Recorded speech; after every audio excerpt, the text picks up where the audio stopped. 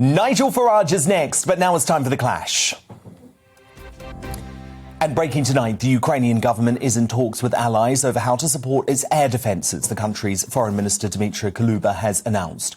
The news comes after Ukrainian World Economic Forum global leader and Anti-Corruption Action Centre co-founder and executive director Daria Kaleniuk confronted Prime Minister Boris Johnson at a press briefing in Poland earlier today, demanding that Britain and NATO allies enforce a no-fly zone over her country. Ukrainian people are desperately asking for the West to protect our sky. We are asking for the no-fly zone. We are saying in response that it will trigger World War III. But what is the alternative, Mr. Prime Minister? Britain guaranteed our security under Budapest Memorandum. So you're coming to Poland. You're not coming to Kiev, Prime Minister. You're not coming to Lviv because you are afraid. Because NATO is not willing to defend. Because NATO is afraid of the World War III. But it is already started. And these are Ukrainian children who are there taking the hit. Putin's children are in Netherlands, in Germany, in mansions. Where are all these mansions seized? I don't see that. I see that my family members, that my team members are saying that we are crying. We don't have where to run. This is how the PM responded. Look, I just want to say that I'm acutely conscious that there is not enough that we can do as the UK government to help in the way that you want. And I've got to be honest about that. As I said to Volodymyr Zelensky, I think a couple of times, unfortunately, the implication of that is that the UK and would be engaged in shooting down Russian planes, would be engaged in direct combat with Russia. That's not something that we can do or that we've envisaged. And yesterday, the Ukrainian President Zelensky also urged Western countries to consider a no-fly zone after he accused Russia of committing war crimes. Critics and Western leaders have argued that any direct military intervention with Russia could lead to a full-blown conflict in Europe, marking the start of World War III and raising the possibility of nuclear warfare. But with the death toll of Ukrainian civilians estimated to be at least 102, according to the UN, with fears of more brutal fighting to come, should the UK and its NATO allies grant President Zelensky's wish for a no-fly zone over Ukraine? Dan at gbnews.uk is my email. Tweet me at gbnews, and we've got a poll running there now too. But to debate this, to help you make up your mind, I'm joined by the former advisor to Ukraine's ex-Foreign Minister Cormac Smith and former Chief of the General Staff for the United Kingdom, General Lord Dannatt. Lord Dannatt, you agree with Boris Johnson that a no-fly zone is simply not a wise idea? Yes. If you're looking for clear answers to straightforward questions, the answer is I do agree. I can understand entirely why there is a case to be made for a no-fly zone. But if there is going to be a no-fly zone, if it's going to be more than a matter of words, it has to be air policed, which means that NATO aircraft, British aircraft, American aircraft, German aircraft, anybody else's aircraft in NATO has got to police that airspace.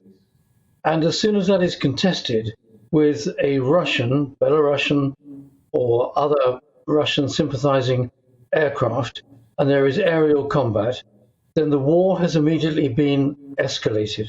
Now, I have huge sympathy for all that Ukraine and Ukrainians are doing.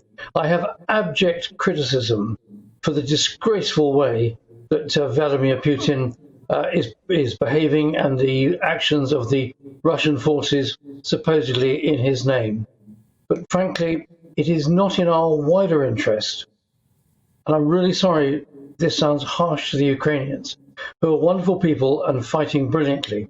But it's not in the wider interest of European peace or world peace to go down the track of saying, we'll have a no-fly zone and we'll police it and we'll take the consequences of aerial combat.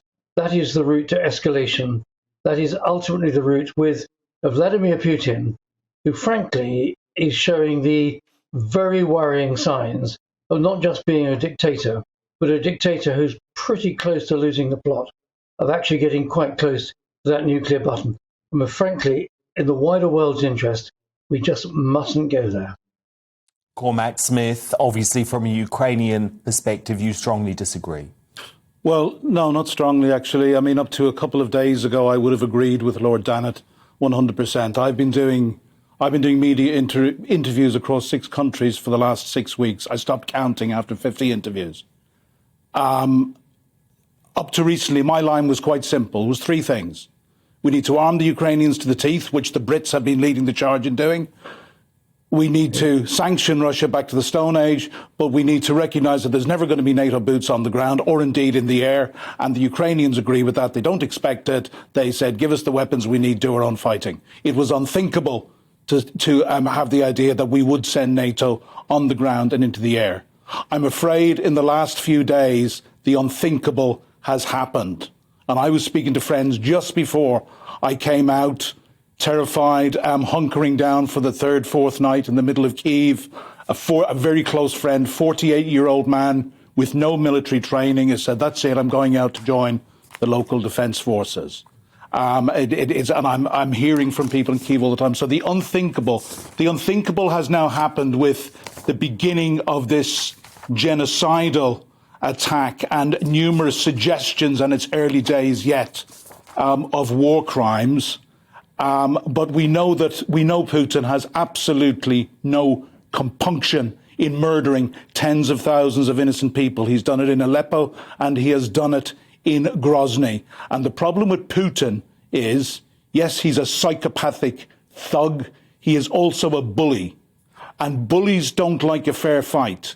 And Putin has found out very, very clearly in the last few days that he cannot take the Ukrainians on in anything approaching a fair fight. So he has therefore, and I've been saying this for a number of days, my great fear was what he would start to do. He would start the more indiscriminate bombing of civilian areas, which indeed he is doing. And it's absolutely frightening on behalf of my many great friends and my Ukrainian brothers and sisters what he is actually capable of doing. And we see this 40-mile convoy heading into Kyiv. So I'm afraid... Indeed, yes, and who knows where that's going to go. Lord Dannett, is there a point that the issue is both Biden and Johnson have taken further military action off the table, including the no-fly zone, so he can do what he wants, right? No, he can't really do what he wants, right? What he is doing is actually fundamentally wrong. And he and those who are his military commanders who are carrying out his orders will, in the fullness of time, and the price has to be paid, I'm afraid, by Ukrainian people, but the price that's got to be paid eventually by those Russian leaders, evidence is being gathered of the war crimes they are committing, and if any of them survive this, they will go to a war crimes tribunal and they will follow the same fate that others who have gone to war crimes tribunals have followed. The Mladics, the Kirstich, the Radovans of this world. They will go there. Dan, could I cut in at this point? Gathering evidence. Now, it doesn't help the people in Kyiv tonight. It doesn't help the people in Ukraine tonight. But, sorry, I'm going to cut in at this point. It is not, we in the West do not have the right to stand by and say it's unfortunate, this will take time and the poor Ukrainians are going to have to pay the price. I have been saying for over a week now, I have been predicting, because I lived among these people for 2 years, it's no surprise to me the fight they have put up.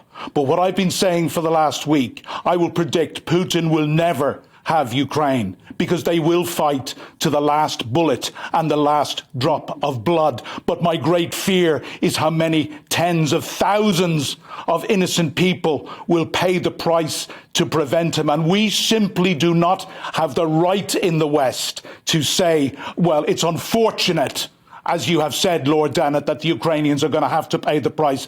This is, and Lord Dannett, you said this morning when you spoke to ITV that this was the most dangerous point in your 71 years on this planet. Well, I'm a little bit younger than you. I've been 59 years on this planet, and I've been saying that for some time. Our Prime Minister said on Sunday and reiterated again today that this was the closest he had seen in his lifetime to an absolute battle between good and evil. This is our 1939 moment.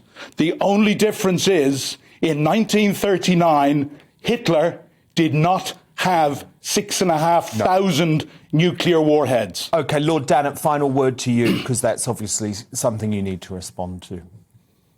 But Vladimir Putin does have 6,500 nuclear warheads at his disposal, and the Russian military use of nuclear warheads is not like ours in the West, that we keep a distinction between conventional and nuclear. They are quite prepared to use nuclear weapons at a lower tactical level, and the danger of escalation is huge. It is a tragedy, a total tragedy, what is happening. But I'm afraid I cannot be, and Boris Johnson and Joe Biden and other Western leaders cannot be swayed by the emotion of doing something that actually is potentially more dangerous, more escalatory, and could result in not thousands or tens of thousands, but frankly, millions of people being killed, and potentially the end of our way of life, this planet, as we know it. We have got to realize... Sorry, Dan, I've got to get in with one last point. I lived through the 80s through mad, mutually assured destruction, and it was not as scary as the point we're at now. Quite frankly, we have nuclear arsenals in the West. I'll go back to quite happily living with MAD to stand by and defend the Ukrainian people from the genocide which has been threatened upon them now. We have a moral duty in the West to stand by. If we're going to end this discussion, I'll end it on one word from me. During the period of mutual assured destruction, we could understand and guarantee there were rational leaders on both sides. There is not a rational leader in the Kremlin. There's not right now. Unfortunately, I agree with you, Lord Dannett, on that. Good to end on a note of agreement, and we'll continue talking to both of you, of course. You have very important views over the next few weeks. That's